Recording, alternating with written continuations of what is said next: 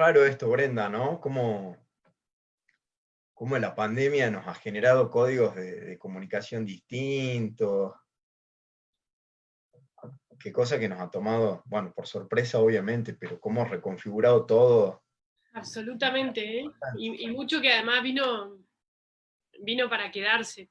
Después vamos a moderarlo en su justa medida, pero qué recurso piola. Digo, nosotros tenemos las reuniones de bloque por Zoom, por ejemplo.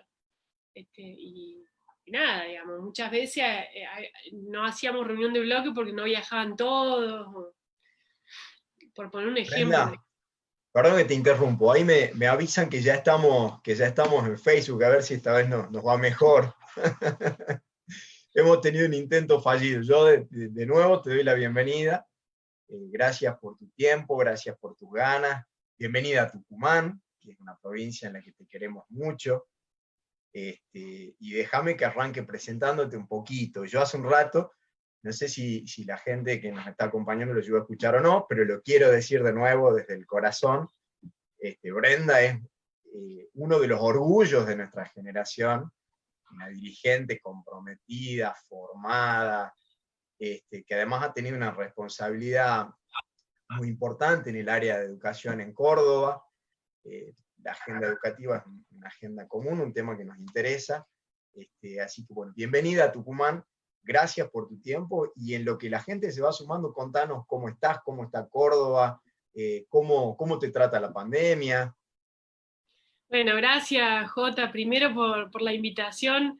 La verdad que para mí es un placer reunirme con vos, con tu equipo y poder conversar de los desafíos y los temas que venimos empujando juntos desde distintos lugares, pero con la misma camiseta siempre, ¿no? Que es la camiseta de la educación. Y para mí también un placer estar, aunque sea así virtualmente, pisando Tucumán, una provincia a la que quiero mucho y donde además hay amigos, familia, así que un saludo para ellos también. Y bueno, la pandemia acá en Córdoba, como a todos, ¿no? Hoy transitando un momento de ese pico tan demorado, bueno, que finalmente va llegando. Y bueno, modificando como en todos los rincones del planeta nuestros hábitos de vida, ¿no? Yo digo que esta pandemia nos ha hecho muy conscientes de nuestra interdependencia, de cómo estamos tan relacionados que lo que pasó en otro rincón del planeta, en el lugar más lejano, nos impactó en el modo en el que nos vinculamos hasta en la localidad más lejana de nuestro país. Así que, bueno, realmente todo un aprendizaje y todo un desafío que le ha tocado a esta generación y que ojalá podamos también hacer frente a las consecuencias, a lo que se viene después de esto que estamos viviendo. Bueno, sin duda será el gran desafío, ¿no? Cómo convivimos con esto, cómo readaptamos instituciones. Justo, Brenda, estábamos charlando antes de que nos conectáramos a Facebook, me contabas que el bloque se reúne a través de Zoom. Bueno, la propia Cámara de Diputados, ¿no? Está sesionando a través de un medio virtual. Sí, tal cual, bueno, eso charlábamos, ¿no? De que yo creo que seguramente, bueno, este modo, mucho de esto va a llegar para quedarse, ¿no? Nos ha permitido conocer plataformas, tener al alcance en la mano herramientas para comunicarnos, y a nosotros nos pasaba que a veces, o en las reuniones de bloque no estábamos todos, o había poca gente, o no podíamos resolver en una reunión un tema urgente porque no teníamos cómo reunirnos, y hoy tener esta herramienta, obviamente que es un aporte maravilloso. Lo mismo que poder estar en contacto. Ayer, por ejemplo, estábamos conversando con los amigos de Tierra del Fuego, ¿no? Bueno, esto, y hoy con ustedes, esto no lo permitiría la presencialidad, este contacto que es distinto, que no es lo mismo que estar ahí con ustedes comiendo unas empanaditas, ¿no? Que estar haciéndolo desde la virtualidad, pero bueno, nos permite estar cerca de otra manera también, y decía que seguramente vamos a encontrar un equilibrio, ¿no? Entre cuándo en nuestras reuniones tenemos que buscar la presencialidad y cuándo podemos hacer de esto un recurso más. Lo mismo, la cantidad de seminarios que están circulando por internet con especialistas de otro rincón del planeta que a veces es difícil escucharlos, traerlos, que viajen, y bueno, y hoy están disponibles. Así que ese sería como el vaso medio lleno de esta pandemia, que nos trajo un modo diferente, absolutamente distinto, pero que también es un modo de interacción. Sin duda. Bueno, y el tema que nos convoca también ha sido impactado, obviamente, de una manera incalculable, inconmensurable, diría yo, que es la educación. La verdad que obviamente, desde el concepto de lo presencial, del aula, esto ha sido un desafío inédito para el sistema educativo. Creo que cada una de las provincias, digamos, le ha tocado enfrentarlo de una manera distinta. Yo, para ir entrando en tema, y primero agradeciéndole a la gente que nos está acompañando, que está interesada en saber de qué se trata esta propuesta de declaración de emergencia de la educación en el ámbito federal, a través del proyecto que vos impulsaste, que es lo que te vamos a pedir que nos cuentes, en el ámbito provincial, donde nos hemos hecho eco tomando como referencia el proyecto que vos presentaste. Y bueno, lo cierto es que en esto de que las provincias tienen escenarios distintos, a nosotros nos tocó, en la provincia de Tucumán, apenas iniciado el calendario, ver a los docentes de pie dando pelea. Había una negociación paritaria entre los gremios, obviamente, y el gobierno, con una cláusula gatillo que estaba acordada con el gobernador, quien de manera absolutamente arbitraria decide incumplir eso que estaba acordado. Entonces arrancamos con un Tucumán, con los gremios en la calle, los docentes dando pelea. La última imagen que tengo de los docentes tucumanos es rodeando la Casa de Gobierno, peleando por sus derechos, por un derecho adquirido, como te decía, por una situación salarial incumplida, donde había un acuerdo que el gobernador incumple. Bueno, y en ese contexto surge el aislamiento social, nos golpea con toda la pandemia, y ahí empiezan a aparecer los distintos desafíos, porque bueno, obviamente lo primero fue el cierre, fue ver en el andar cómo se iban instrumentando medidas para recuperar el contacto con los estudiantes, el rol del papá, las casas, bueno, todo pata para arriba. Esto vos lo conocés mejor que nadie.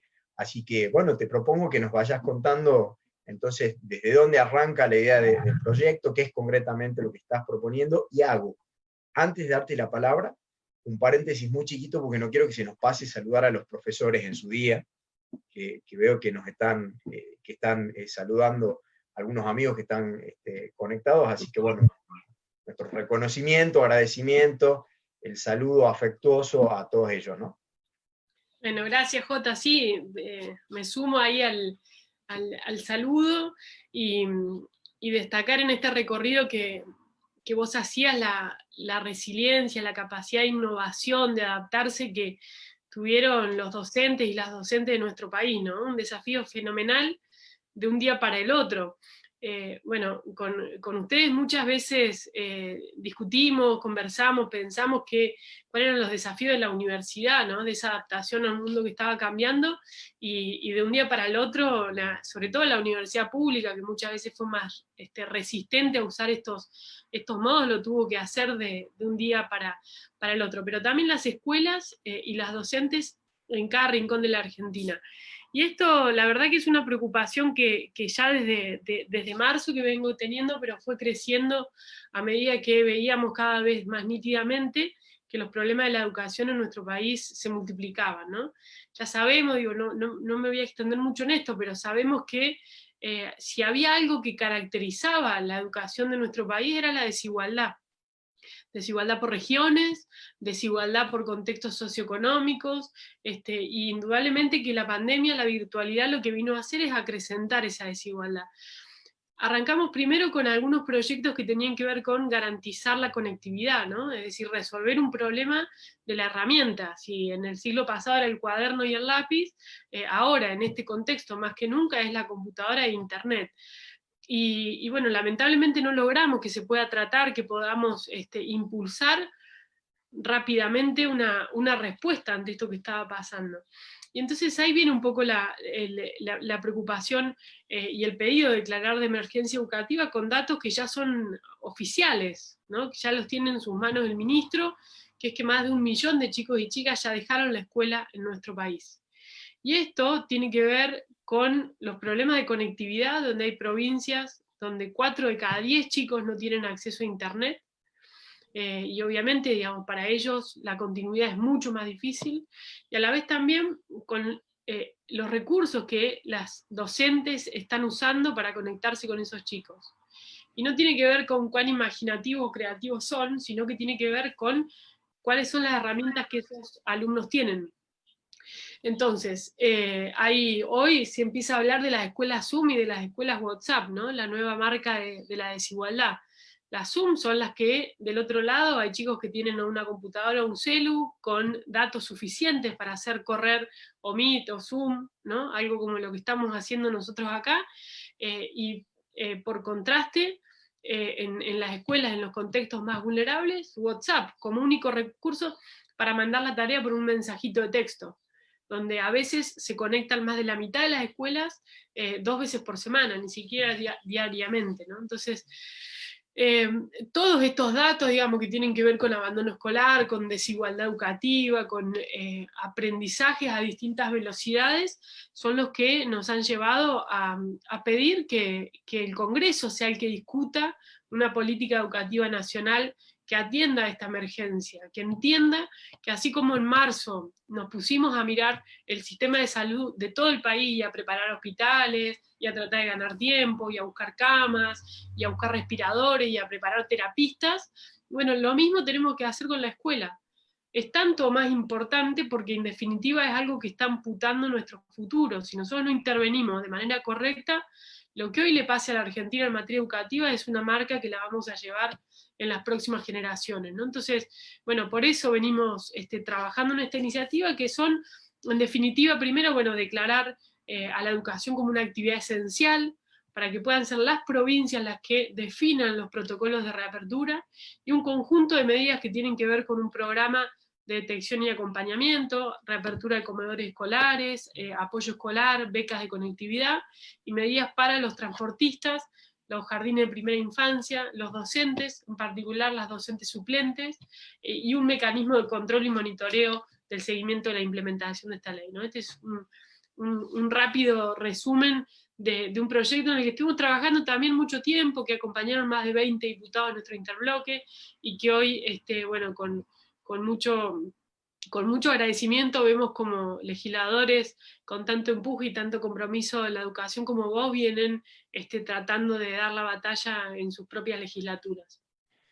Te cuento, te escuchaba hablar de la brecha tecnológica y de la desigualdad como, bueno, como base de la brecha, y pensaba en las escuelas de Tucumán. Nosotros las hemos recorrido mucho, sobre todo en el periodo anterior, hemos ido trabajando muchos temas de agenda educativa, y pensaba en las escuelas donde donde las ventanas no tienen vidrio, donde nuestros estudiantes no tienen agua potable. Capaz de ir a escuelas como la que me viene ahora a la cabeza, por ejemplo, es la técnica de Ranchillo, una a la que hemos estado hace relativamente poco, donde los sanitarios no funcionan. Entonces, de pronto, en un contexto donde cosas tan básicas como lavarse las manos es lo que pone digamos, en juego o en resguardo la salud de nuestros estudiantes, hay escuelas que no lo podían garantizar. Así que, bueno, una de las cuestiones que nosotros hemos puesto el acento, sin duda, ha sido también en la cuestión edilicia, porque lo cierto es que en prepararse para volver, como vos bien señalabas, porque en algún momento las escuelas deberán volver a abrirse, paulatinamente, atendiendo a la situación sanitaria de cada localidad, con los protocolos específicos, pero lo cierto es que hay que generar las condiciones para que la vuelta sea posible. Y vos mencionabas algo, Brenda, que nosotros en este instante estamos coordinando casualmente una reunión, si bien hemos venido charlando individualmente con algunas maestras, con las seños, ¿no?, de los jardines maternales, los de primera infancia. La verdad es que literalmente la situación en Tucumán es que se están cerrando, que son tantas las deudas y tan poco el acompañamiento del Estado, que generar un fondo de asistencia hoy para estas instituciones se ha transformado en algo central, porque lo dicen sin vueltas, digamos, no sabemos si vamos a poder abrir de nuevo y obviamente hoy juegan un rol central. ¿Vos qué lectura haces en relación a este tema? ¿Qué te han transmitido? ¿Cómo lo ves desde la mirada de lo nacional? Vos que tenés la posibilidad de eso, de la mirada federal. Sí, coincido, Jota. Permitime, si podés, un comentario sobre lo anterior. Coincido 100% que el gran desafío que vamos a tener con una reapertura, aunque sea parcial, de las escuelas, es la infraestructura. Nosotros propusimos ahí un capítulo completo para la creación de un plan de infraestructura escolar de emergencia, porque hay mucha resignación en los ministros. Cuando vieron los protocolos que se estaban pidiendo, decían, bueno, acá hay un montón de escuelas que no los van a cumplir, ¿no? Entonces era, bueno, que las que puedan abran y las que no, no. Y creo que la respuesta tiene que ser exactamente al revés, porque las que no están en condiciones hoy de abrir son justamente las que más necesitan abrir. Entonces, tenemos que entender de que no es que no pasa nada mientras las escuelas están con candado. Claro que pasan cosas, y claro que pasan cosas muy profundas, que para Argentina va a ser un enorme problema en el futuro. Entonces, mira, solo un dato, digo, no quiero abrumar con esto, pero en Pakistán cerraron por 14 semanas las escuelas después de un terremoto. Hicieron un estudio, hasta 4 años después, los chicos y chicas que no habían tenido clases durante esas 14 semanas tenían un diferencial de aprendizaje de sus pares que habían tenido sus escuelas abiertas, ¿no? Y estamos hablando de 14 semanas. Entonces, indudablemente que acá tenemos un problemón que hay que resolverlo, pero sobre todo destinar recursos para prepararnos, para anticiparse, pensando de qué modo hacerlo. Bueno, y lo mismo viene ocurriendo con los jardines de primera infancia. Ahí hay varios problemas. El primero es una deuda que tiene nuestro país con la primera infancia, que es no cumplir con leyes que están vigentes, que establecen, digamos, que los jardines de primera infancia tienen que ser reconocidos, tienen que poder tener el acompañamiento del Estado y tienen que estar dentro de la órbita de los sistemas de educación. Hoy en muchos lugares, por ejemplo en Córdoba capital, los jardines privados, en vez de llevarle los papeles a la Secretaría de Educación, le tienen que llevar los papeles al área de comercio e industria de la municipalidad. Esto pasa en un montón de lugares, claro, salvo los jardines de infantes que son las salas de 4 o de 5 de las escuelas. Ahora, los jardines maternales o algunos de los privados, o algunos que son cooperativas, ¿no? O ONGs, o que son comedores de barrio que abren también una salita. Bueno, todo eso no tiene articulación, tiene regulaciones completamente diferentes en todo el país. Algunos están en la órbita de desarrollo social, otros en educación, otros en comercio e industria. Entonces, el primer desafío fue tratar de mirarlos con un lente común, digamos, que es el de la primera infancia, y tratar de pensar qué cosas necesitan para poder sobrevivir. Obviamente que no están pudiendo funcionar desde marzo para acá, que no pudieron cobrar las matrículas, que ni siquiera pudieron poner en marcha las docentes que llevan adelante esas tareas. Muchos tienen condiciones de informalidad. Entonces, no recibieron los ATP, no recibieron los IFE, y más del 20% en el país ya cerraron sus puertas. Bueno, ¿qué estamos pidiendo para ellos? Primero, un aporte no reintegrable, que sea equivalente a 3 salarios mínimo vital y móvil. También el otorgamiento, digamos, el reconocimiento de esta herramienta, aunque sea la del IFE o del ATP, para sus docentes, mirando la planta de personal del año pasado, porque este es un problema que nos encontramos, que muchos, claro, cuando llevaban los papeles, como no, en marzo no habían contratado a las docentes porque el jardín no había abierto, no le reconocían, digamos, a esa nómina de personal. Bueno, es un problema muy complejo, pero además es muy urgente.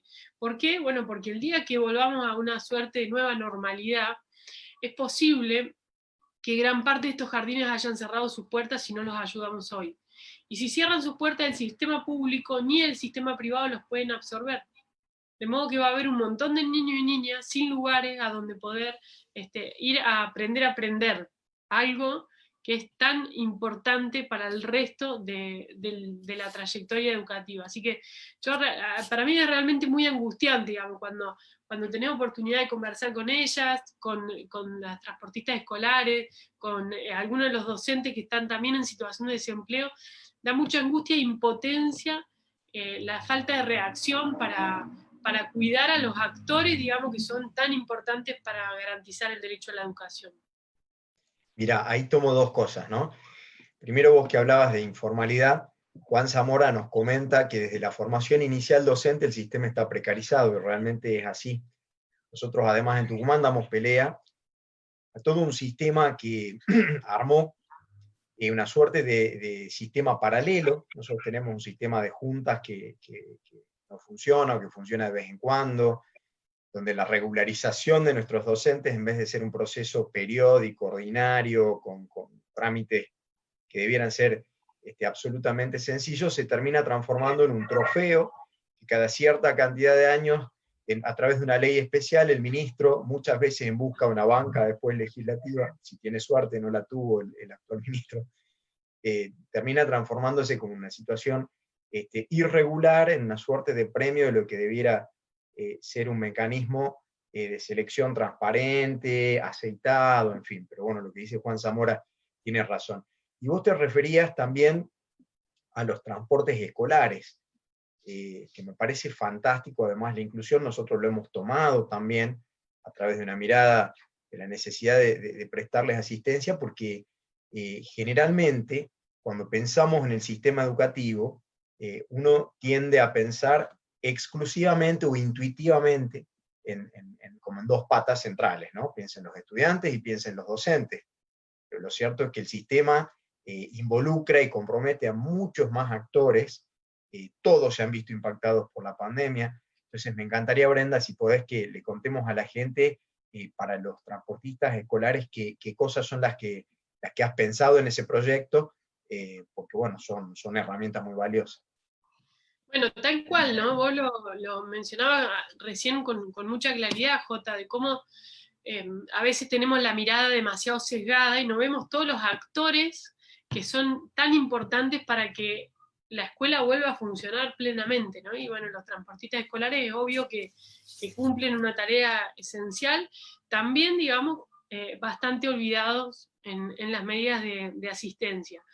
Y lo que está ocurriendo, ayer tuve la oportunidad de juntarme con la Mesa Nacional de Coordinación de los Transportistas Escolares. Ellos se fueron agrupando a lo largo de estos meses y eligiendo de alguna manera representantes por cada provincia, para tratar de tener una voz única que pueda poner sobre la mesa su problemática. Estaban por supuesto los amigos de Tucumán ahí, y así como del resto del país. Y muy preocupados porque ellos tienen, obviamente, al igual que los jardines, no están funcionando ya desde noviembre del año pasado. Para muchos de ellos, digamos, las matrículas iniciales y el inicio del año es una suerte de ahorro para esos meses donde no funcionan. Y muchos de ellos tienen regulaciones muy exigentes donde se les obliga a renovar la flota o el colectivo, digamos, para que cumpla con los estándares de seguridad, lo cual está muy bien, pero que los hace casi convivir con el pago de las cuotas de los autoplan, digamos, que tienen que suscribir para poder renovar sus colectivos, o las tráficas. Entonces, el problema que tienen es que están sin ningún tipo de ingreso, teniendo que pagar esas cuotas para que no les rematen o tengan que vender el vehículo, sin poder pagarle a sus empleados cuando los tienen, y además, en muchos lugares, teniendo que pagar las patentes o los impuestos, digamos, al automotor, ¿no? Es decir, están sin ingresos y con toda la carga para pagar. Entonces, obviamente están en una situación muy crítica.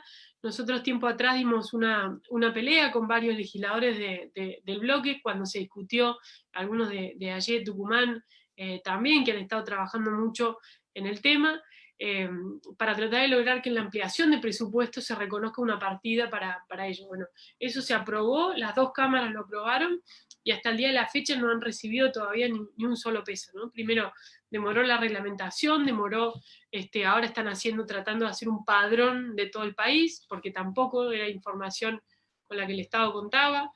Entonces, ¿qué estamos pidiendo, digamos? Bueno, si eso avanza, bienvenido sea, pero si eso no avanza, la creación de un fondo específico de asistencia para los transportistas escolares, de la misma manera que con los jardines, digamos, con la entrega de un monto para que garantice su subsistencia, pero también para ponerlos a disposición de esta vuelta a clase progresiva.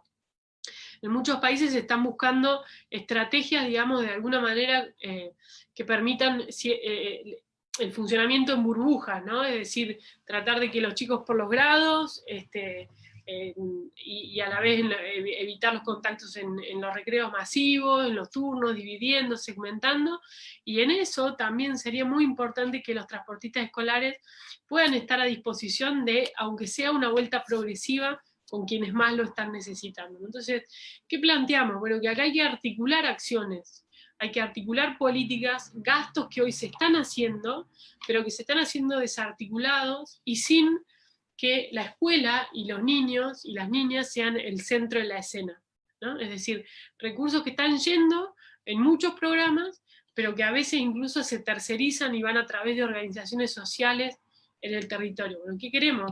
Que la escuela sea el centro de la articulación de todas estas políticas de asistencia y de ayuda, ¿no? ¿Para qué? Para resolver el problema que hablaba cuando arranqué, el abandono y el fracaso escolar, el deterioro del sistema educativo como ese igualador de oportunidades, ¿no? Si nosotros seguimos pensando que hoy es la herramienta para que todos tengan derecho a una educación de la misma calidad, la verdad que estamos viendo una película vieja, una película que ya no es la de la escuela en Argentina. Y para que vuelva a hacerlo, necesita mejores recursos y mejor inversión fundamentalmente en donde más se necesita, ¿no? Es decir, las escuelas en contextos más vulnerables son las primeras que tendríamos que mirar para romper de alguna manera este círculo de reproducción de la pobreza que tanto daña te diría hasta los sueños, ¿no? Hasta los sueños de una sociedad, de una población que deja de creer y de ver a la educación como la herramienta para mejorar, para progresar.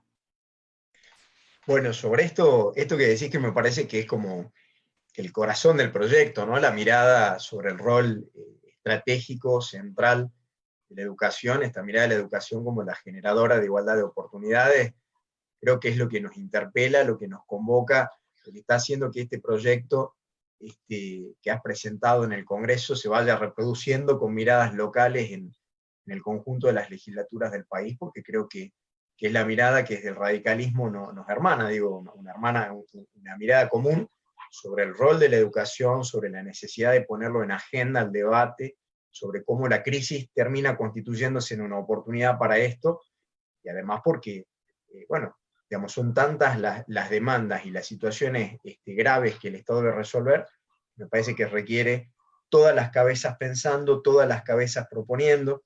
Ayer en una entrevista me preguntaban, y esto te lo cuento, vos sabés que somos minoría en la legislatura tucumana, pero no debes saber el número, sobre un total de 49 legisladores, 35 responden al bloque oficialista, con lo cual la verdad es que los temas se discutan o no depende exclusivamente de la voluntad del oficialismo. Tenemos un reglamento muy restrictivo que hace además que los presidentes de comisión, que todas las comisiones importantes las preside el oficialismo, son los presidentes quienes habilitan o no el tratamiento de los temas, quienes elaboren el orden del día.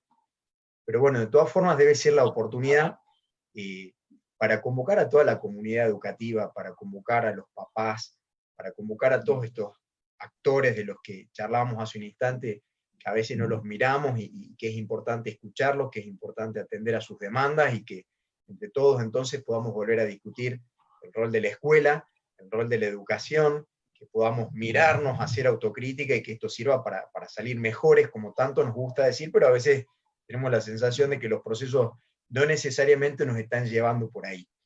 Te cuento algunas cosas, Brenda, que nos están diciendo.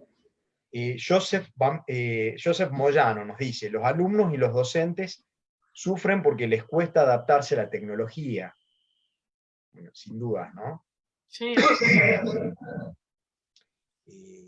Muchos docentes, la verdad que el esfuerzo que han hecho ha sido una cosa digna de reconocimiento, pero creo que además parte de los desafíos de la emergencia es generar acompañamiento, generar capacitaciones, además de garantizar la accesibilidad y de poder acercar los dispositivos donde hagan falta, tanto a los estudiantes como a los docentes, creo que es central el acompañamiento, ¿no? Sí, tal cual. Mira, Jota, hace unos 4 o 5 días atrás salió un estudio donde mostraban, digamos, quizás es una obviedad, pero está bueno saber cuánto, 9 de cada 10 chicos necesitan el acompañamiento de un adulto para hacer la tarea. ¿No? Bueno, claro, esto cuando la escuela está funcionando, ese rol obviamente lo cumple el docente al hacer la consulta, al ayudar a hacer un seguimiento. Y eso hoy también es un impacto de la desigualdad. No en todas las familias están los adultos, digamos, en condiciones de acompañar. Muchos de ellos ya están trabajando, o en trabajos formales que fueron habilitados, o en changas y trabajos informales. Muchos de estos niños quedan al cuidado de su hermano más grande, algunos al cuidado de, sobre todo en los contextos más vulnerables, con adultos con escasa alfabetización. Entonces digo, esta es la realidad de la trama tan compleja que tiene nuestro país, ¿no? De una trama donde el 60% de los niños, el 60%, y ya seguramente los próximos números van a ser aún más dolorosos, viven en contextos de pobreza. Entonces, cuando imaginamos, pensamos, diseñamos las políticas educativas, tenemos que pensar en eso también. ¿En qué pasa cuando le decimos, bueno, tomá, ahí te mando por WhatsApp la consigna y no hay nadie que ayude a interpretarla, o nadie en condiciones de ayudarla a interpretarla? Así que yo en eso no tengo duda de que tenemos que afinar un poco el lápiz y abrir un abanico de soluciones. Dejar de creer que acá las soluciones son estáticas, ¿no? Es como, o abrimos todas las escuelas o cerramos todas las escuelas, no. ¿No? El mundo está mostrando claramente otros caminos, que son soluciones flexibles, que son soluciones dinámicas, que son lo intento por acá, abro y cierro, y si fracasó, bueno, vuelvo, cierro esa escuela, cierro ese grado, animándonos a convivir con un virus que por lo que sabemos, digamos, hasta entrado el año que viene va a seguir seguramente modificando nuestros hábitos de vida. Si nosotros seguimos pensando que la única solución posible es las escuelas con candado, bueno, vamos a perder a mucho más que 1 millón de chicos y chicas del sistema educativo, ¿no? Entonces, yo, un enorme reconocimiento a esos docentes, además, que no son nativos digitales, que le perdieron el miedo a sentarse a la compu, como todos nosotros, ¿no? A conocer plataformas nuevas que no sabíamos siquiera que existían, aprender a manejarlas, a pensar los contenidos de lo que daban en el aula cara a cara, a tratar de ver cómo lo transforman, a ser imaginativos para que los chicos les devuelvan algo, para tratar de conectar, de pescar la atención. Bueno, la verdad que ha sido un desafío formidable, pero que hoy ya no es suficiente, digamos. Hoy hace falta que el Estado haga un poquito más, no los docentes, que el Estado haga un poquito más, prepare las escuelas, ponga los dispositivos que hacen falta en manos de los chicos y sus docentes. Pensemos mecanismos, hoy digo esto de los docentes porque hay un 20% de los docentes que no tiene computadora o acceso a internet, ¿no? Esto también es un problema que la agenda de los gremios a veces no levanta con fuerza y es una problemática enorme. Bueno, así que creo que es tiempo de que empecemos a dar vuelta a la página, de mandar esta preparación, esta anticipación, a saber que en algún momento tenemos que recuperar el rol de la escuela y que para eso hay que empezar a diseñar los recursos y los protocolos para poder hacerlo. Así es, Brenda, querida, yo no quiero abusar más de tu tiempo. Entonces, te cuento 2 cosas. Primero, leo un mensajecito, porque si no se nos va a ofender, además ya te voy a contar, de Mabel Figueroa, que es una docente que se ha jubilado hace muy poquito. Así que tiene una experiencia increíble, súper comprometida, y nos dice, el problema es la falta de sistematización de recursos humanos y materiales, lo mismo que falta de seguimiento en la articulación por niveles. Bueno, creo que en eso coincidimos sin duda. 100%. El salto de la escuela iba a ser un desafío enorme, de primaria a secundaria, de secundaria a la universidad. La universidad va a tener un desafío con la corte del año que viene y con la de este año, con la que acaba de ingresar. Sí, coincido con su mirada. El gran desafío van a ser los cierres de ciclo y los que estaban iniciando ciclo, ¿no? Así es, sin lugar a dudas. Y a la vez, bueno, va a haber ahí un desafío grande también en algo medio inédito, que es la desigualdad intracursos. ¿no? Estamos acostumbrados a ver estas desigualdades entre regiones, entre escuelas en función de los contextos socioeconómicos, entre público y privado, pero no tanto adentro del mismo curso. Y la diferencia va a ser un desafío para esos docentes, cómo diseñar contenidos, procesos de aprendizaje para un aula que va a tener, donde alguno habrá podido seguir con éxito y habrá podido estar conectado todo el tiempo, y habrá otro que a duras penas habrá mostrado cada tanto una señal de continuidad. Así que eso va a ser un desafío enorme, y también va a ser un desafío para la universidad, aquellas carreras que no tenían modalidades virtuales o semipresenciales, y que muchos de esos estudiantes ya se volvieron a sus ciudades de origen. Va a ser un desafío ver qué hacen el año que viene. Si vuelven a una presencialidad 100%, van a perder matrícula, y esos chicos seguramente no van a volver por la inversión que significó, por razones económicas, etc. O si la universidad se anima a dar el paso a brindar las dos propuestas, ¿no? La propuesta de semipresencialidad, de virtualidad, o modalidades a distancia, y la presencial. Creo que ese es un debate que también nos debemos para adelante.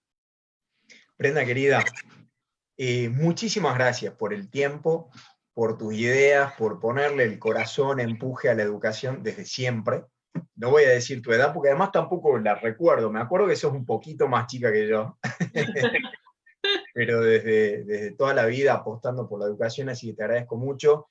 A la gente que nos acompañó, las preguntas que no hemos respondido ahora las vamos a ir respondiendo después por mensaje, vamos a responder todas las preguntas, cuenten con eso. Pero bueno, reiterarte mi orgullo inmenso. La tarea que estás haciendo en Diputados realmente eso nos enorgullece. Nos fascina ver una mujer joven con tanto empuje animándose a dar los debates de los temas difíciles, así que muchísimas gracias, Brenda. Gracias, Jota, gracias por tus palabras, mi reconocimiento también, te lo he dicho, a la tarea que venís llevando adelante, a ese equipo tan capaz que también te acompaña, y la verdad que para mí es un placer enorme y un orgullo estar hoy compartiendo esta reunión, este video, esta charla de amigos con vos, que es también una charla para pensar la Argentina que queremos, ¿no? Así que un abrazo enorme, y como siempre a disposición para que sigamos recorriendo juntos este camino. Gracias, Brenda. Gracias a todos. Nos vemos pronto. Un beso. Gracias, amigo. Chau, chau.